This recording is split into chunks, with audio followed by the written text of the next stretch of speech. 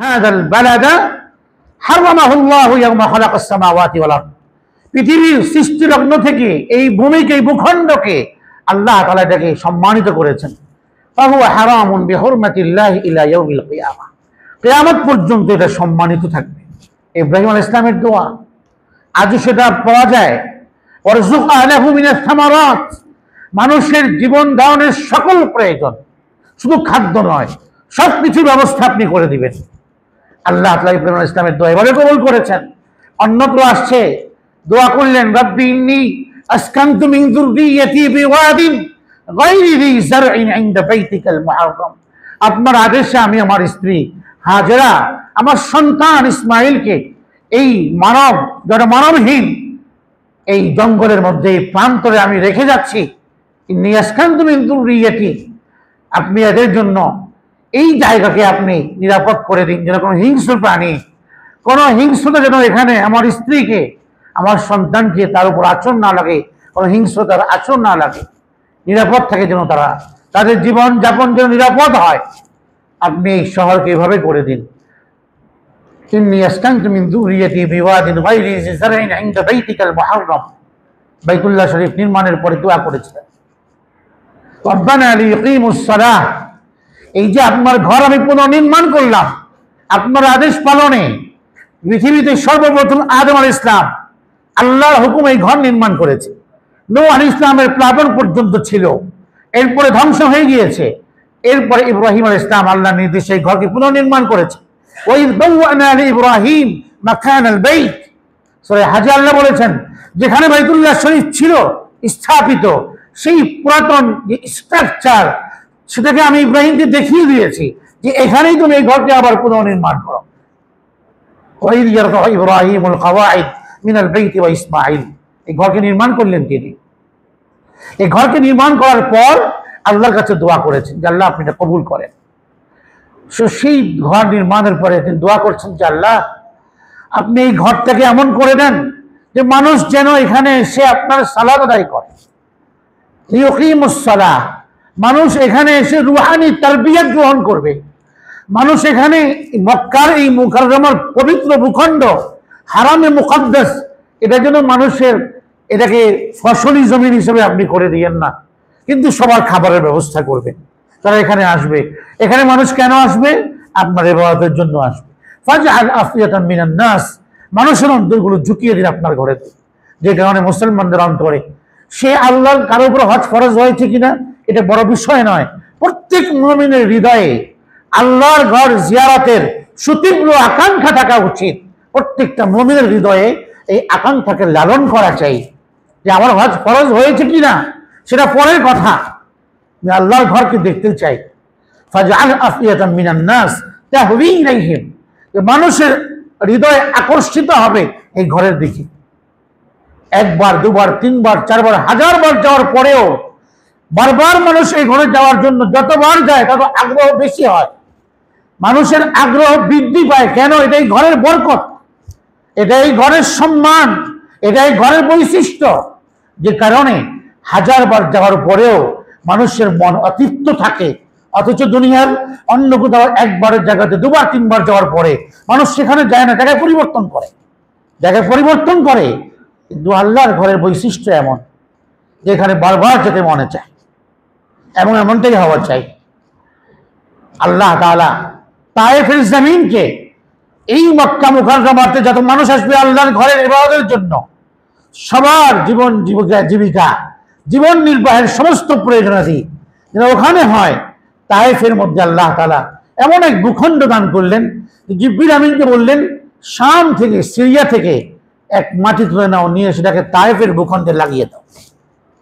জিবরিল আমিন আলাইহিস সালাম তার এক হাত এক ডানা, কত বড় এটা, আল্লাহ নবীকে দেখিয়েছে। 2 ডানা মেরেছেন, অথচ 600 ডানায় জিবরিল আমিন আলাইহিস সালাম মাত্র 2টি ডানা মেরেছেন, আসমান জমিন বরাবর হয়ে গেছে। মাত্র 2টি ডানাতে 600 ডানা আছে তার। ওখান থেকে শামের সেই পবিত্র মাটি নিয়ে এসে তায়েফের জায়গাতে সেটাকে তিনি মেরে দিলেন। সেখানে আজকে সব ধরনের খাবার, খাদ্য সামগ্রী, শস্য ইত্যাদি উৎপন্ন হয়। কিন্তু মক্কা মুকাররমাকে আল্লাহ তাআলা রুহানি ভাবে আত্মাকে আবাদ করার জন্য বানিয়েছেন। আর এই মানুষগুলোর খাবারের যে প্রয়োজন সেটা মেটানোর জন্য তায়েফের জমিনকে আল্লাহ তাআলা নির্বাচন করেছেন। এটা ইব্রাহিম আলাইহিস সালামের দোয়ার বরকতে হয়েছে। এই শহরের নিরাপত্তা ইব্রাহিম আলাইহিস সালামের দোয়ার বরকতে। এই জন্য এই শহরে হারামের সীমানার ভেতরে কোনো কিছু স্বীকার করাও নিষেধ, কোনো কিছু স্বীকার করাও হারাম। মুহরিম অবস্থায় তো আরো বেশি হারাম। লা তাকতুলুস সাইদা ওয়া আনতুম হুরুম। এটা এই ঘরের বরকত, রুহানি বরকত। এই ঘরের নামাজ ইবাদতের মর্যাদা বেশি। এক রাকাতে 1 লক্ষ রাকাতের সওয়াব মসজিদে হারামে, এটা রুহানি বরকত। এই ঘরে তাওয়াফ হয়, হজ হয়, উমরা হয়, সাফা মারওয়া সাই হয়, এগুলো রুহানি বরকত এই ঘরের। মুবারাকান। এই ঘরের সাথে সম্পৃক্ত থাকলে, এই ঘরের সাথে আত্মিক সম্পর্ক রাখলে ইব্রাহিম আলাইহিস সালাম যেভাবে সমাদৃত হয়েছেন, মানুষগুলো সেভাবে আল্লাহর কাছে সমাদৃত হবে, পৃথিবীর মানুষের অন্তরে জায়গা করে নেবে। এটাই ঘরের বরকত। হুদাল লিল আলামিন। সারা পৃথিবীর মানুষের হেদায়েতের উৎস এই ঘর। এই ঘর ওয়াহির কেন্দ্রবিন্দু, মাহবাতুল ওয়াহি। এই ঘর আসমানি পয়গামের নূর এখানে বর্ষণ হয়, মানবাউন নূর। এটা সারা পৃথিবীর মানুষের হেদায়েতের সেন্টার এই ঘর। যেই ঘরমুখী হবে, এই ঘরকে ভালোবাসবে, এই ঘর থেকে হেদায়েতের আলো নিয়ে আসতে পারে। এগুলো শুধু গেলাম আর আসলাম, এটার নাম আল্লাহর ঘরের জিয়ারত নয়। তো হজ করতে গেলাম, হজ করলাম, আর এসে আমাকে মানুষ আল হজ বলবে, হাজি বলবে না। কি নিয়ে আসছি সেই ঘর থেকে আমি? এই ঘরের কি ফয়েজ বরকত নিয়ে আসলাম? হেদায়েতের কি নূর নিয়ে আসলাম এই ঘর থেকে আমি? হুদাল লিল আলামিন। যে আলো মানুষকে মানুষ বানায়। আজকে তো সমাজে মানুষ আলোহীন।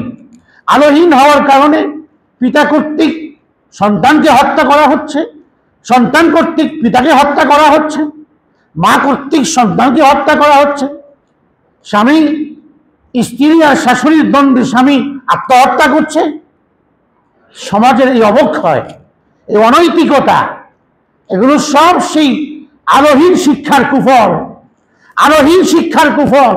দ্বীনি শিক্ষা যা আসমানের পয়গাম, এটার মধ্যে ইনসানিয়ত আছে, এটার মধ্যে মানবতা আছে, এটা জুলুমের বিরুদ্ধে, এটা অশ্লীলতার বিরুদ্ধে, এটা যাবতীয় নাপাকির বিরুদ্ধে। ওই শিক্ষার সাথে যার সম্পর্ক হবে সে আলোকিত মানুষ হবে। এজন্য শিক্ষা আলোকিত মানুষকে গ্রহণ করা চাই, যে আসমানি শিক্ষার আলো গ্রহণ করেছে। না নেওয়ার কারণে আজকে সমাজের মধ্যে যে অনাচার, যে অবিচার, যে মানুষের মানসিকতা এত অশ্লীল এবং এত অপবিত্র, যে একটা গুনাহের কাজকে সামাজিকভাবে, রাষ্ট্রীয়ভাবে প্রতিষ্ঠা করার জন্য উঠে পড়ে লেগেছে। যারা সোচ্চার করলো তাদেরকে হারামজাদা বলে গালি দিচ্ছে, আলেমদেরকে গালি দিচ্ছে হারামজাদা বলে। যেখানে আলেমরা উম্মতকে সাবধান করলো, যৌনতা, ব্যভিচার এটা কোনো শিল্প নয়। এটার জন্য যে এই যৌনকর্মী শ্রমিক হতে পারে না। যৌনতা, ব্যভিচার কোনো ইন্ডাস্ট্রি নয়। এই কথা যখন আলেমরা বললো, তো ওই সমস্ত অশ্লীল অসভ্য মানুষ থেকে এই আওয়াজ আসছে, আলেমদেরকে হারামজাদা বলে গালি দিচ্ছে। এমন এক অপবিত্র সমাজে আমরা বসবাস করি। এই সমাজের অসভ্য মানুষগুলো সমাজের আলোকিত মানুষের সম্মান রক্ষা করতে জানে না। হাদিসে আসছে, এক অসভ্য নারী বলছে, যদি এদেরকে, যৌনকর্মীদেরকে শ্রমিক হিসেবে এদেরকে স্বীকৃতি দেওয়া না হয়, তাহলে নাকি দেশে অশান্তি সৃষ্টি হবে। অশান্তি সৃষ্টি হয় কেন? ব্যভিচারের কারণে অশান্তি সৃষ্টি হয় সমাজের মধ্যে, রাষ্ট্রের মধ্যে। আল্লাহর নবীর হাদিস স্পষ্ট আসছে, ইয়া মাআশির কুরাইশ লা তাজনু, হে কুরাইশের যুবকরা জিনা করো না, ইল্লা মান হাফিজাহু ফালাহুল জান্নাহ, যে নিজের লজ্জাস্থানকে হেফাজত করবে তার জন্য আমি জান্নাতের গ্যারান্টি দিচ্ছি।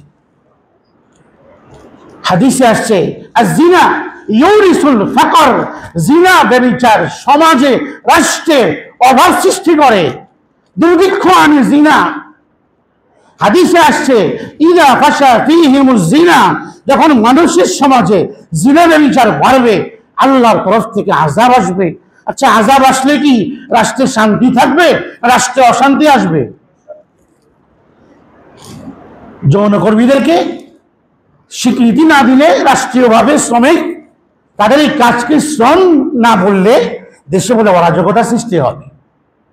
মানুষের হৃদয়ের অরাজকতা, অনৈতিকতা, দিন না থাকার কারণে, আসমানি শিক্ষার আলো না থাকার কারণে যারা এই কাজগুলোকে সমর্থন করেছে, নারীর অধিকারের নামে যারা কোরআন সুন্নাহর বিরোধিতা করে যারা এগুলোকে পেশ করেছে, যারা তাদের সমর্থক, সবগুলো নাস্তিক, সবগুলো মুরতাদ হয়ে গেছে, ঈমান থেকে বের হয়ে গেছে।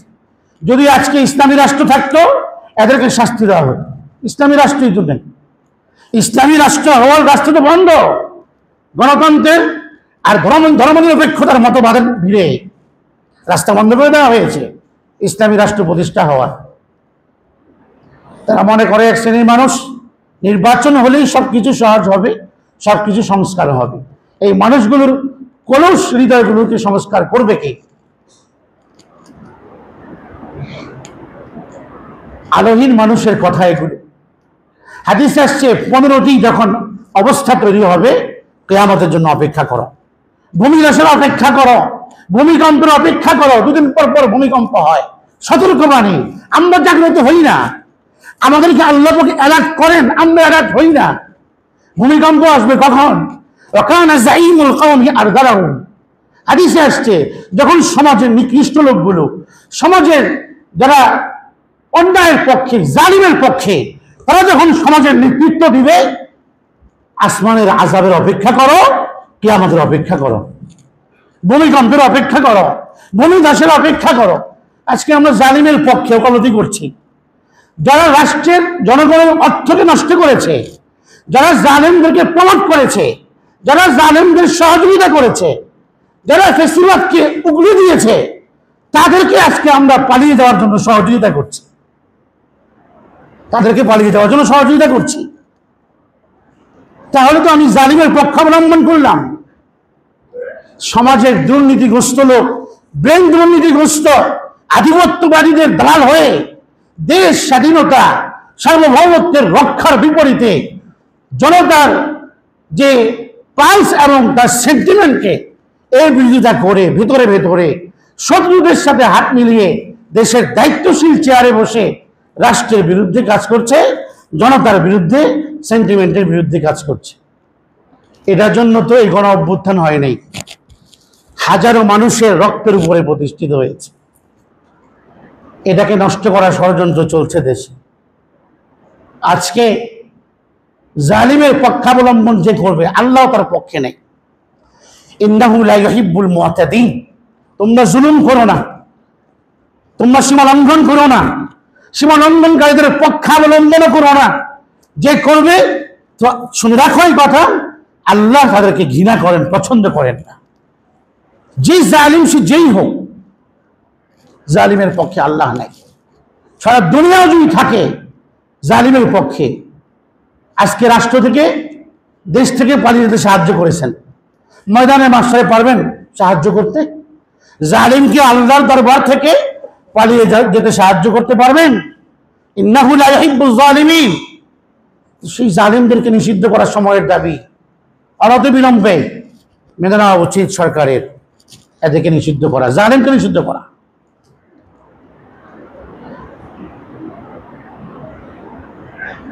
ইনসাফ প্রতিষ্ঠা করা দরকার।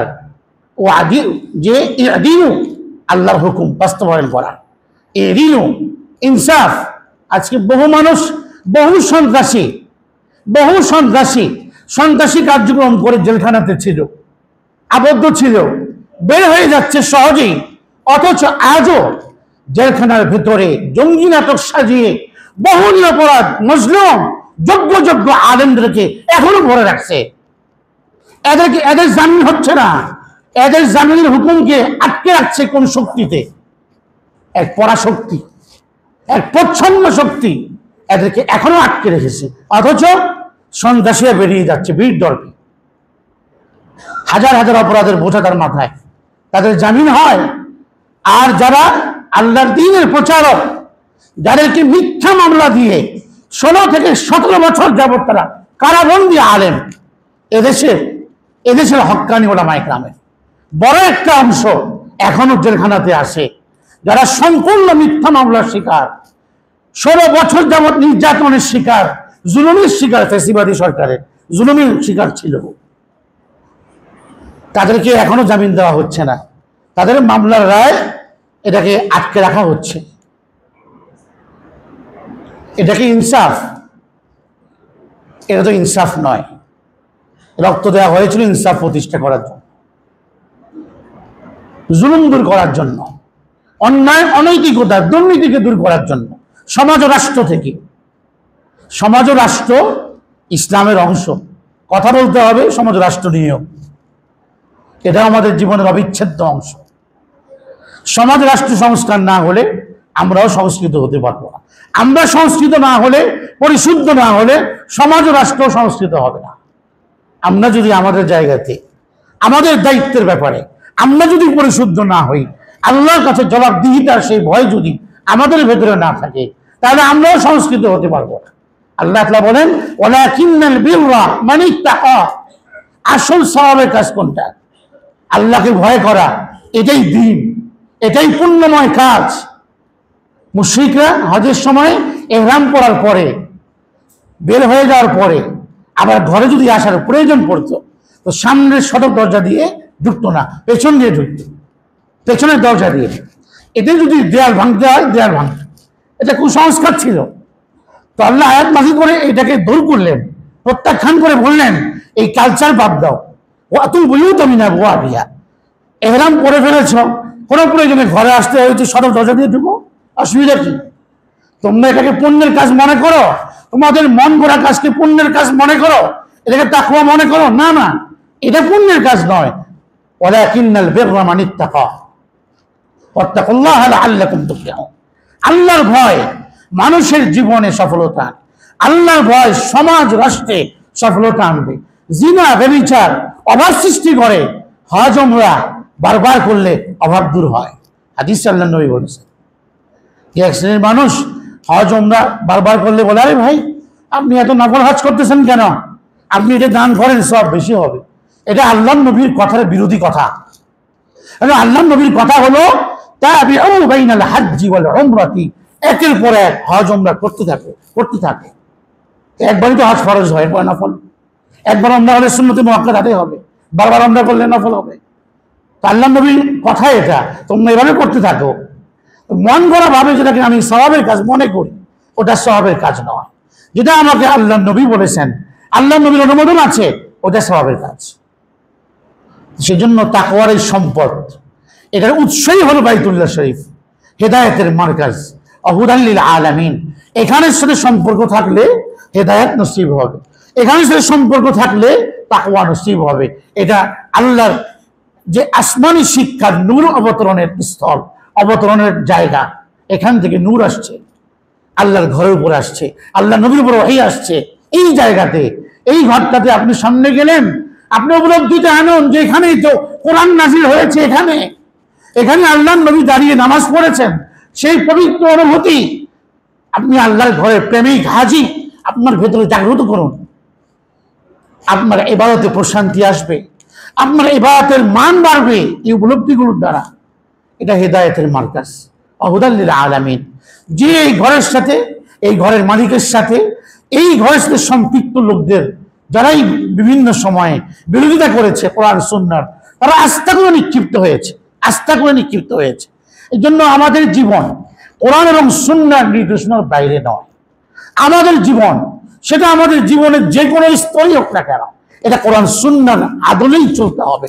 যদি আমি নাজাতের প্রত্যাশা করি, যদি আমি আল্লাহকে সঠিকভাবে বিশ্বাস করে থাকি, অকৃত্রিম বিশ্বাস, ফা'বুদিল্লাহ মুখলিসাল লাহুদ্দীন, তাহলে একনিষ্ঠভাবে আল্লাহর দ্বীন ও শরীয়তকে ফলো করতে হবে। যদি আমি আল্লাহকে বিশ্বাস করে থাকি আর আখিরাতের নাজাতের কামনা আমার থাকে, দ্বীনের বাইরে যাওয়ার কোনো আমার সুযোগ নেই, কোরআন এবং সুন্নাহর বাইরে যাওয়ার সুযোগ নাই।